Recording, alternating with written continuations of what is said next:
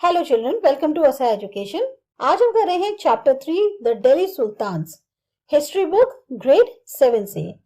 इस वीडियो में जो भी इस चैप्टर से रिलेटेड है क्वेश्चन आंसर्स या एक्सरसाइजेस, उनके बारे में हम बात करेंगे। फर्स्ट क्वेश्चन है, which ruler first established his और हर कैपिटल एट दिल्ली? तो इसका आंसर है अनंग पाल फ्रॉम तोमार dynasty of Rajput first establish his capital eight Delhi. सबसे पहले दिल्ली में जो जिसने कैपिटल की तरह एस्टैब्लिश किया था वो थे अनंग पाल तोमार डायनेस्टी राजपूत की उनसे। What was the language of administration under the Delhi sultans? किस तरह की भाषा जो है एडमिनिस्ट्रेशन के लिए यूज करी जाती थी? तो यहाँ पर जो language of administration Delhi sultans के अंडर यूज करी जाती थी वो थी आपकी Persian language. In which reign did the sultanate reach its farthest extent? किसका राज्य में सल्तनत जो है वो सबसे ज्यादा उसमें दूर दूर तक फैली? तो है इसका आंसर कि जब टाइम पे मोहम्मद तुगलक जो कि तुगलक डायनेस्टी के थे, जब उनका शासन था तो दिल्ली सल्तनत काफी दूर दूर तक पहुंची। From which country did Ibn Battuta travel to India? Ibn Battuta जो है वो इंडिया ट्रैवल करके आए थे मोरक्को से। मोरक्को एक कंट्री है नॉर्थ अफ्रीका में। अगला क्वेश्चन है, according to the circle of justice why was it important for military commanders to keep the interest of the peasantry in mind? ये जो सर्कल ऑफ जस्टिस था इसके अनुसार क्यों इंपॉर्टेंट होता था मिलिट्री कमांडर्स के लिए कि जो पीजेंट्री है, किसान है, आम जनता है, उसको हितों को तुम्हें अपने माइंड में रखना होगा।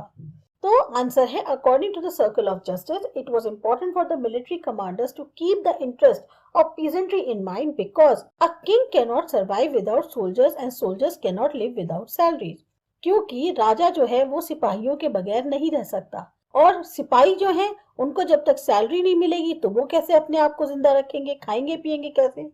तो salaries come from the revenue collected from peasants. अब ये जो सैलरीज आती थी ये उस इनकम से आती थी जो कि पीजेंट्स से इकट्ठी की जाती थी। But peasants can pay revenue only when they are prosperous and happy. अब पीजेंट्स जो है वो तभी तो रेवेन्यू पे करेंगे जब वो खुद भी संपन्न होंगे, खुशहाल होंगे। This happens when the king promotes justice and honest governance. और ये तभी हो पाता था जब राजा जो है सही से न्याय को बढ़ाए आगे और एक बहुत ईमानदारी से जो है उसकी सरकार या उसका राज्य चले। What is meant by the internal and external frontiers of the सल्तनत? इंटरनल और एक्सटर्नल फ्रंटियर का मतलब हद कितनी है, सीमा क्या है उसकी, वो जो है सल्तनत की, उसका मतलब क्या था कि इंटरनल और एक्सटर्नल फ्रंटियर का। The internal frontier of the Sultanate aimed at consolidating the hinterlands of the garrison towns. जो इंटरनल फ्रंटियर होती थी उस सल्तनत की, उसका मेन मकसद होता था जितने भी उसके छावनी वाले शहर हैं उसमें जितने भी हिंटरलैंड्स हैं, जो अंदरूनी के एरिया हैं, सबको एक साथ करना। During these campaigns forests were cleared in the Ganga Yamuna Doab and hunter gatherers and pastoralists expelled from their habitat. तो ऐसे में कैंपेन जो चलाई जाती थी उसमें जंगलों को साफ कर दिया गया गंगा यमुना द्वाब पर, और जो हंटर गैदरर्स थे या जो पेस्टोरलिस्ट थे उनको जो है उनकी जगह से निकाल दिया गया। These lands were given to the peasants and agriculture was encouraged. अब इन जगह को जो है जमीन जो है वो किसानों को दे दी गई, खेती बाड़ी को ज्यादा बढ़ावा दिया गया। New fortresses, garrison towns and towns established to protect trade routes and to promote regional trades.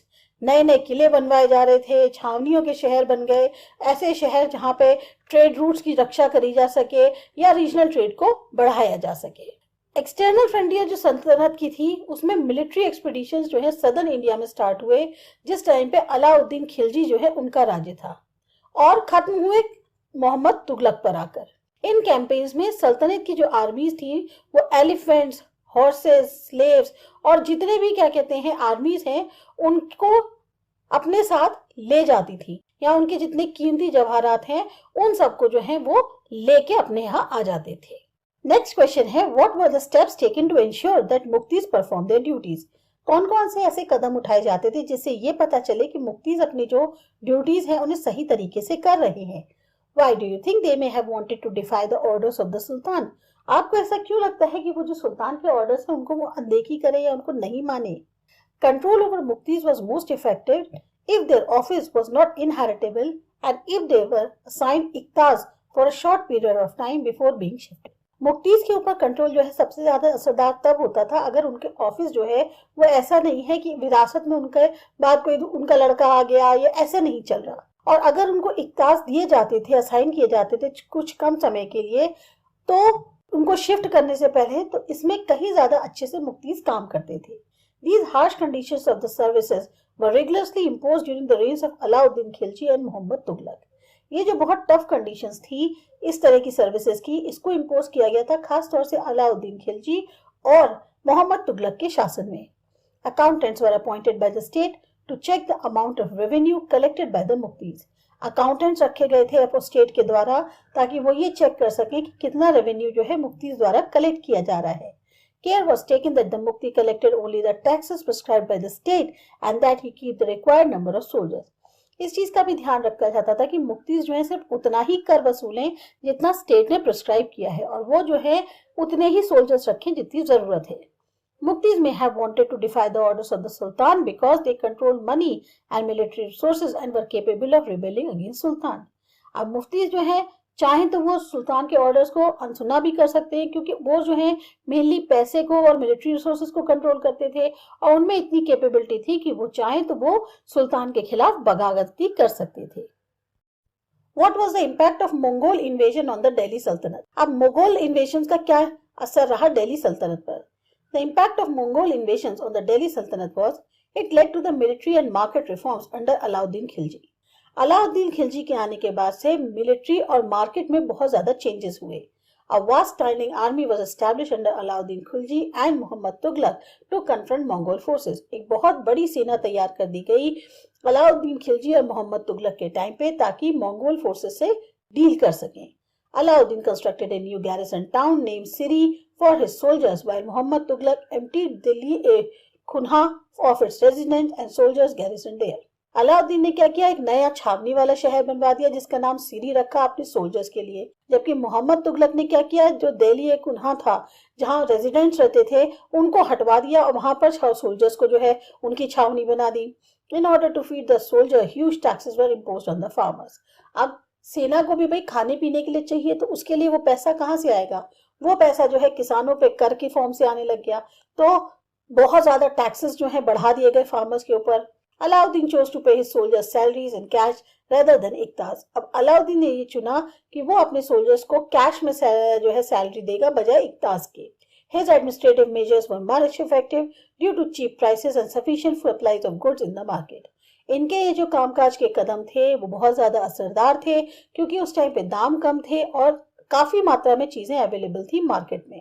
Mohammad Tughlaq created a token currency to pay his soldiers. और मोहम्मद तुगलक ने एक टोकन करेंसी निकाल दी अपने सोल्जर्स को पे करने के लिए। His administrative rain was a disaster and he disbanded his army. उनका जो शासन था वो एक तरह से बहुत खराब साबित हुआ और इसकी वजह से उनको अपनी जो आर्मी थी उसे बेदखल करना पड़ा। Do you think the authors of the Tawarikh would provide information about the lives of the ordinary men and women? जो ऑथर्स थे तवारीख के, क्या वो कुछ इंफॉर्मेशन दे सकते हैं जो ऑर्डिनरी मैन एंड वुमेन थे उनकी जिंदगी के ऊपर? तो जो ऑथर्स थे तवारीख के वो बेसिकली लर्नेड लोग होते थे, सेक्रेटरीज हो गए, एडमिनिस्ट्रेटर्स हो गए, पोएट्स और कोर्टियर्स हो गए, जो सिर्फ और सिर्फ उन घटनाओं को जो है लिखते थे या एडवाइस करते थे रूलर्स को शासन को लेकर, जिसमें वो सही न्याय रूल जो हो रहा है उसकी इंपॉर्टेंस पे ज्यादा जोर देते थे। इसके अलावा वो और डिटेल्स जो रखते थे वो थी कि ऑथर्स जो हैं तवारीख के वो बेसिकली शहरों में रहते थे, खासतौर से दिल्ली पे, और कभी हार्डली ऐसा होता होगा कि वो गांव भी जाते होंगे। वो ज्यादातर जो है हिस्ट्रीज लिखते थे सुल्तान की, क्योंकि उनको लगता था अगर सुल्तान की तारीफ लिखने करेंगे, ज्यादा लिखेंगे तो सुल्तान से उनको अवार्ड मिलेगा। फिर ये जो ऑथर्स थे ये रूलर्स को एडवाइस भी करते थे कि किस तरीके से सही सोशल ऑर्डर जो है उसको हमें संभाल के रखना है, जो बेस्ड हो बर्थ राइट पे या जेंडर डिस्टिंक्शंस पे। तो इनके ये जो विचार होते थे ये सबके साथ जो है शेयर नहीं किए जाते थे, इसीलिए ज्यादातर आपको इनमें कभी भी ऑर्डिनरी मैन एंड वुमेन की जो लाइफ के बारे में है देखने को या पढ़ने को नहीं मिलेगा। Razia Sultan was a unique in history of the Delhi Sultanate. Do you think women leaders are accepted more readily today? तो रजिया सुल्तान अपने आप में इतिहास में एक बहुत खास थी, अनोखी थी दिल्ली सल्तनत के अंदर।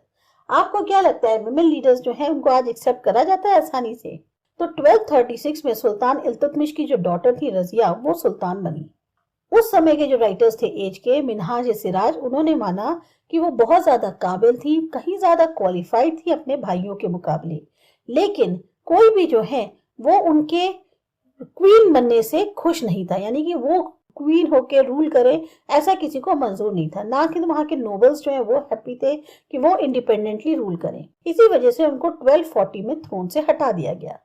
विमेन लीडर्स आज की डेट में बहुत आसानी से एक्सेप्ट कर ली जाती हैं, क्योंकि हम इस टाइम पे जिस युग में रह रहे हैं यहाँ पर मेन और विमेन दोनों को बराबर का दर्जा दिया जाता है।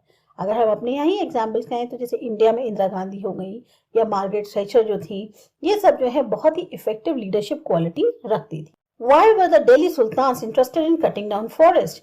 Does deforestation occur for the same reasons today? Delhi सुल्तान जो है वो क्यों ऐसा होता था कि जंगल कटवाने के मूड में रहते थे? क्या वो जो उस तरह से उनका जंगल साफ कराना था वो आज भी उन्हीं कारणों से होता है या कोई और कारण है? तो आंसर है कि दिल्ली सुल्तान जो है वो इसलिए इंटरेस्टेड रहते थे फॉरेस्ट को कटिंग कराने में ताकि उनको ज्यादा से ज्यादा जमीन मिल सके एग्रीकल्चरल लैंड के लिए, जिससे वो इससे रेवेन्यू जनरेट कर सके। वो चाहते थे कि उनकी जो टेरिटरीज हैं वो सुरक्षित रहें दुश्मनों से, और अपने जो ट्रेड रूट्स हैं उनको बढ़ावा देने के लिए उनको जंगलों को साफ कराना होता था। जो रीजन है डिफॉरेस्टेशन के वो भी आज एक तरह से सेम ही है।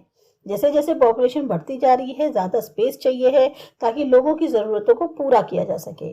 दूसरा, रोड्स हैं, रेलवेज हैं, इंडस्ट्रियल एरियाज हैं, ये सब भी जो है तभी डेवलप होंगे जब क्या कहते हैं थोड़ा फॉरेस्ट एरिया जो है उसको साफ कराया जा रहा है। Find out whether there are any buildings built by the Delhi Sultanates in your area. Are there any buildings in your area that were built between 12th and 15th century? Describe some of these buildings and draw sketches of them. अब आपको देखना है कि आप जिस area में रहते हो क्या वहाँ ऐसी कोई बिल्डिंग्स हैं जो दिल्ली सुल्तान द्वारा बनवाई गई हो। अगर हैं तो वो किस सदी में बनवाई गई थी, और उनके आपको आइदर फोटोग्राफ्स वगैरह जो भी है जो कलेक्ट कर सकते हैं या स्केचेस बना सकते हैं। तो जो लोग दिल्ली में रहते हैं उनके लिए तो बहुत ज्यादा आसानी होगी करने के लिए, तो हम उसमें एक से एग्जाम्पल लेते हैं। जैसे कुतुब मीनार है, ये जो है बनवाई गई थी फर्स्ट सुल्तान जो दिल्ली सल्तनत के थे कुतुबुद्दीन ऐबक ने, लेकिन उनकी डेथ के बाद इस कंस्ट्रक्शन को कंप्लीट कराया इल्तुतमिश ने जो उनके सक्सेसर बने थे।